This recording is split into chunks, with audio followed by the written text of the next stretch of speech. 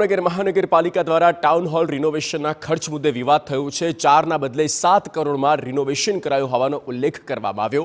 ખર્ચમાં વધારો થયો હોવાની શાસકોને પણ જાણ ન હોવાનો ખુલાસો થયો છે। અગાઉ રિનોવેશન માટે 4 કરોડનું ટેન્ડર જાહેર કરવામાં આવ્યું હતું અને ટાઉન હોલ ખુલ્લો મુકાયા બાદ 7 કરોડનો ખર્ચ થયો હોવાનું સામે આવ્યું। ખુદ મહાનગરપાલિકાના મેયરે 4 કરોડમાં રિનોવેશન કર્યાનું નિવેદન આપ્યું। વોટ્સએપ ગ્રુપમાં સિટી એન્જિનિયરે હકીકતલક્ષી અહેવાલ આપતા અનેક સવાલો થયા। રિનોવેશનનો ખર્ચ 70% વધારી દેતા વિપક્ષે પ્રહાર કર્યા। કામગીરીમાં મોટા પાયે ભ્રષ્ટાચાર થયો હોવાનો પણ આક્ષેપ લગાવ્યો છે।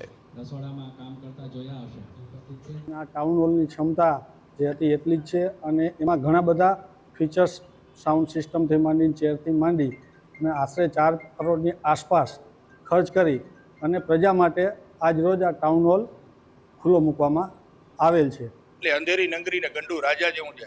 હમણાં જ આપણે વાત કરીએ તો જે ટાઉન હોલમાં 4.6 કરોડનું ટેન્ડર હતું તે 70% વધીને 7 કરોડની આસપાસ ટેન્ડરની પ્રક્રિયા કરવામાં આવી। જ્યારે ટેન્ડર કાઢવામાં આવે છે ત્યારે એન્જિનિયરો દ્વારા તેમાં એસ્ટિમેટ કાઢવામાં આવે છે।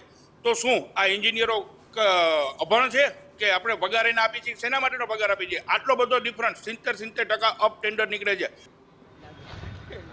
તો ખુદ મેયરને ખર્ચ અંગે જાણ ન હોવાનું પણ તપાસમાં સામે આવ્યું છે। વિપક્ષે મોટા પાયે ભ્રષ્ટાચારના આક્ષેપો લગાવ્યા છે। ફેબ્રિકેશનમાં ઘણું બધું રિપેરિંગ વર્ક ખોલ્યા પછી જ્યાંને આવ્યું કરવામાં આવેલ।